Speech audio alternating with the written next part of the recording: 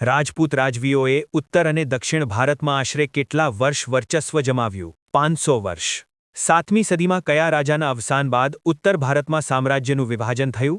હર્ષવર્ધનના અવસાન. 7મી સદીમાં કયા શાસકના અવસાન બાદ દક્ષિણ ભારતમાં સ્વતંત્ર રાજ્યો બન્યા? પુલકેશી બીજાના. હર્ષવર્ધન અને પુલકેશી બીજા પછીના સમયને ભારતીય ઇતિહાસમાં શું કહેવાય છે? રાજપૂત યુગ કહેવાય છે.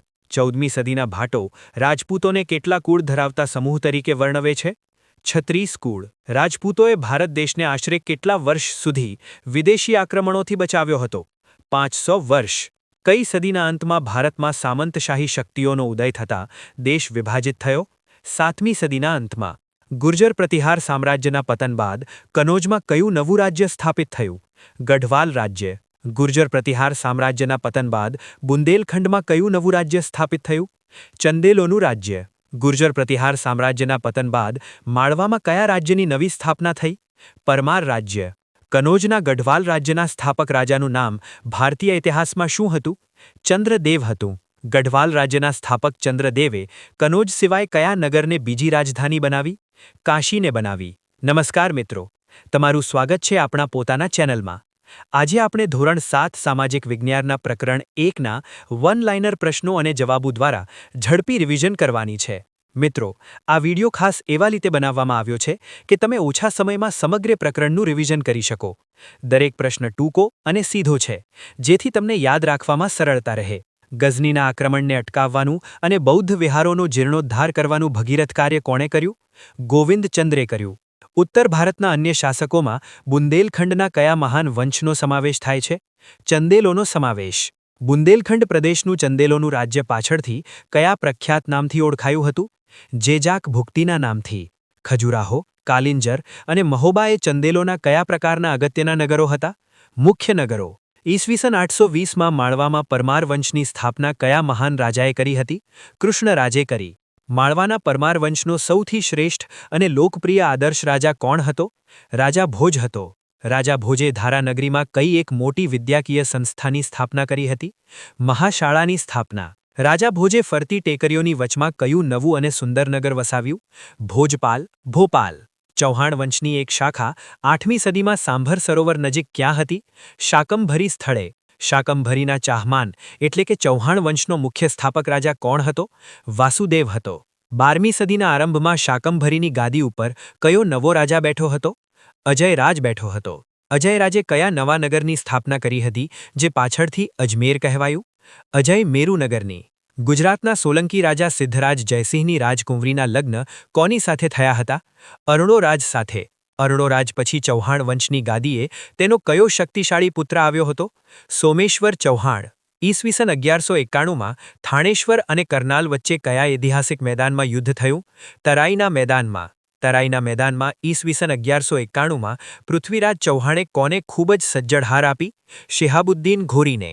ઈસવીસન 1192માં તરાઈની લડાઈમાં કોની હાર થતાં દિલ્હીમાં મુસ્લિમ સત્તા આવી? પૃથ્વીરાજ ચૌહાણની. 8મી સદીમાં ગુજરાતમાં કયા મહાન રાજવંશનું શાસન અસ્તિત્વમાં ચાલતું હતું?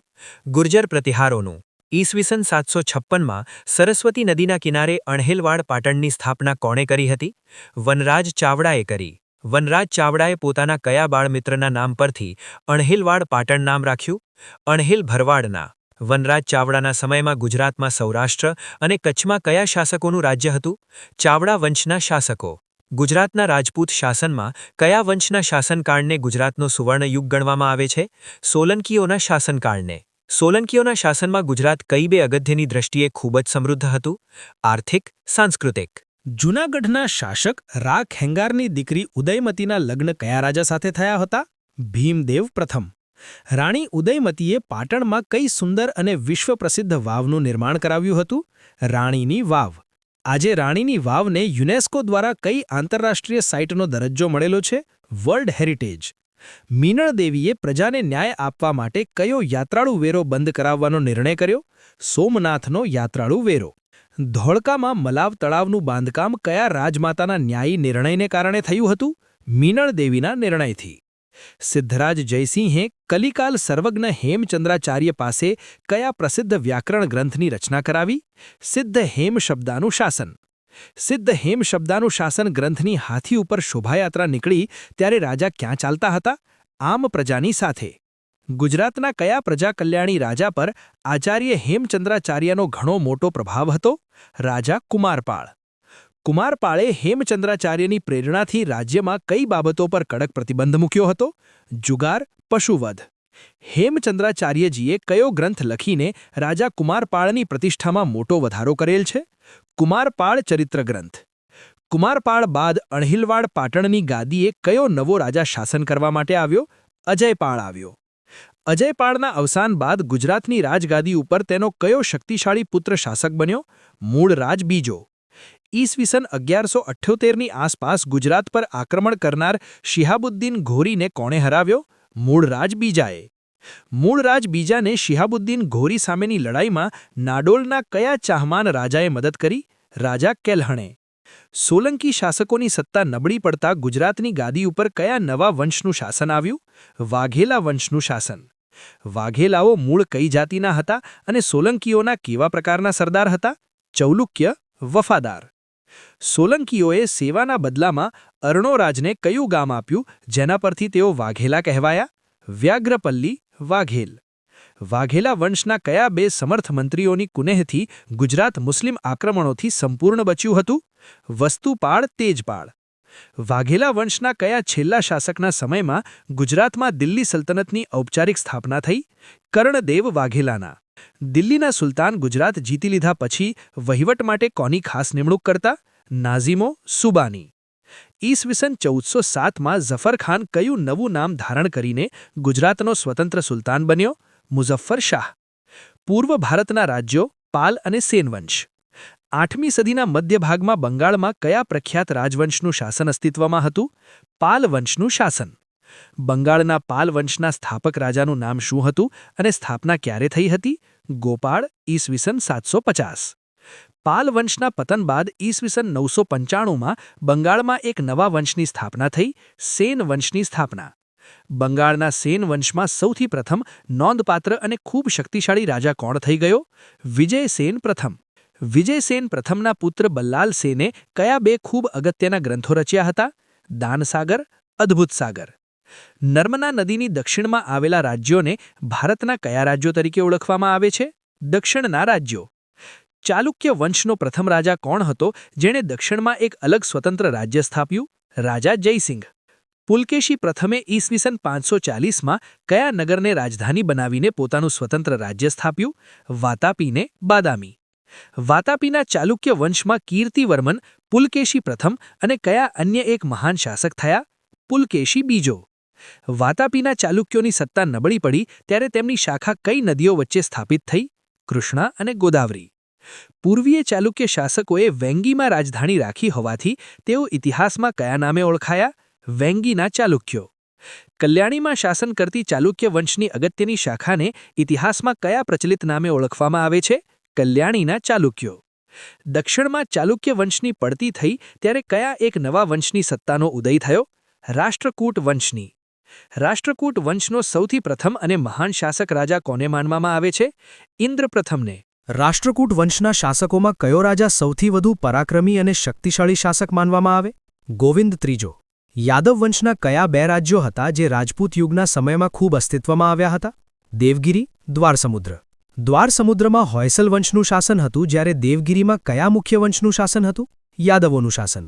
દેવગિરી એટલે કે વર્તમાન દૌલતાબાદ એ કયા વંશના શાસકોની રાજધાની તરીકે ઓળખાતી હતી? યાદવોની રાજધાની. દક્ષિણમાં કલ્યાણી ચાલુક્ય સામ્રાજ્યના પતન બાદ વરંગલના કયા નવા શાસકોનો ઉદય થયો? કાકતીય શાસકોનો. કાકતીય વંશના શાસકોનું રાજ્ય કૃષ્ણા અને કઈ બીજી નદી વચ્ચેના ભૂમિપ્રદેશ ઉપર હતું? કાવેરી નદી. કાકતીય વંશના શાસકોની મુખ્ય રાજધાની કયા ઐતિહાસિક નગરમાં આવેલી હતી તે જણાવો? વરંગલ નગરમાં. પલ્લવ વંશની સ્થાપના બપ્પદેવે કરી હતી, તેમની મુખ્ય રાજધાની કયા શહેરમાં રાખેલી હતી? કાંચીપુરમમાં. મહેન્દ્રવર્મન પ્રથમ, નરસિંહવર્મન પ્રથમ અને બીજો એ કયા મહાન વંશના અગત્યના શાસકો હતા? પલ્લવ વંશના. મધ્યકાળમાં ચોલમંડળનું રાજ્ય તાંજોર, પુદુકોટ્ટઈ અને કયા અન્ય વિસ્તારોમાં આવેલું હતું? ત્રિચનાપલ્લીમાં. ચોલ વંશના શાસકોની મુખ્ય રાજધાની કયા અગત્યના નગરમાં રાખવામાં આવી હતી તે જણાવો? તાંજોરમાં. રાજરાજ પ્રથમ, રાજાધિરાજ પ્રથમ અને રાજેન્દ્ર પ્રથમ એ કયા પ્રખ્યાત વંશના મહત્વના શાસકો હતા? ચોલ વંશના શાસકો. ચેર રાજ્યનું બીજું કયું નામ છે જે આજે પણ ખૂબ પ્રચલિત છે? કેરલ અને મલયાલમ. ચેર વંશનો સૌથી પ્રથમ સ્થાપક અને અગત્યનો શાસક રાજા કોણ હતો તે જણાવો. અયન હતો. ચેર શાસકોમાં કયો રાજા સૌથી વધુ સર્વશ્રેષ્ઠ અને મહાન શાસક તરીકે ઓળખાય છે? સેતુંગવન. કાશ્મીરના રાજા યશસ્કરની પસંદગી કઈ સભાએ કરી હોવાનું ઉદાહરણ ઇતિહાસમાં જોવા મળે છે? બ્રાહ્મણોની સભાએ. રાજપૂત યુગમાં વહીવટ માટે મંત્રીઓના મુખ્ય કયા બે પ્રકાર હતા તે સ્પષ્ટ કરો. અમાત્ય અને સચિવો. મંત્રીઓના બે પ્રકારમાંથી અમાત્યનું મુખ્ય કાર્ય શાસનમાં શું કરવાનું રહેતું હતું? મંત્રણા, રાજનીતિ. મંત્રીઓના બે પ્રકારમાંથી સચિવોનું મુખ્ય કાર્ય વહીવટી શાસનમાં શું કરવાનું રહેતું હતું? લડાઈ અને સુલેહ. રાજપૂત યુગમાં દરેક પ્રકારની નીતિનો અંતિમ નિર્ણય શાસનમાં કોણ લેતો હતો? રાજા લેતો. શાસનના અમલદારોમાં મહાપ્રતિહાર અને અન્ય કયા પ્રકારના અગત્યના હોદ્દાઓ અમલમાં હતા? દંડનાયક જેવા. રાજપૂત યુગમાં નગરની સભાનો વડો શાસન વ્યવસ્થામાં કયા નામે ઓળખાતો હતો?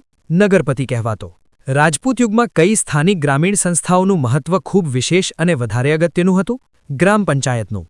ઉત્તરની જેમ દક્ષિણ ભારત પણ ગ્રામીણ સ્તરે કઈ એક સંસ્થાને આધીન હતું? ગ્રામ પંચાયતને આધીન. રાજપૂત યુગમાં રાજ્યની આવકનો મુખ્ય કર જમીનની ઉપજનો કયો હિસ્સો કે ભાગ હતો? છઠ્ઠો ભાગ. રાજપૂત યુગમાં જમીન પરનો આ છઠ્ઠા ભાગનો કર કયા નામથી ઓળખાતો હતો? ભાગ કહેવાતો. આ સમયે દરિયાપારના વેપાર માટે ગુજરાતના કયા બે મહત્વના બંદરો ખૂબ જાણીતા હતા? સ્તંભતીર્થ અને ભૃગુકચ્છ. 8મી સદીમાં અરબ રાજ્ય સત્તાનો વિસ્તાર કરવાના હેતુથી કોણે ભારત પર મોટું આક્રમણ કર્યું? મુહમ્મદ ઇબ્ન કાસિમે. ભારતની અઢળક ધનસંપત્તિ જોઈને ઈસવીસન 1000 થી 1026 વચ્ચે કોણે અનેક ચઢાઈઓ કરી? મહમ્મદ ગઝનીએ. ઈસવીસન 1026માં મહમ્મદ ગઝનીએ ગુજરાતના કયા પ્રસિદ્ધ અને પવિત્ર મંદિર પર ચઢાઈ કરી? સોમનાથ મંદિર પર. 12મી સદીના અંતમાં ભારત પર કયા આક્રમણખોરે ફરીથી એક મોટું આક્રમણ કર્યું? શિહાબુદ્દીન ઘોરીએ. તરાઈના મેદાનમાં શિહાબુદ્દીન ઘોરીએ બીજી ચઢાઈમાં કયા મહાન શાસકને હાર આપી હતી? પૃથ્વીરાજ ચૌહાણને.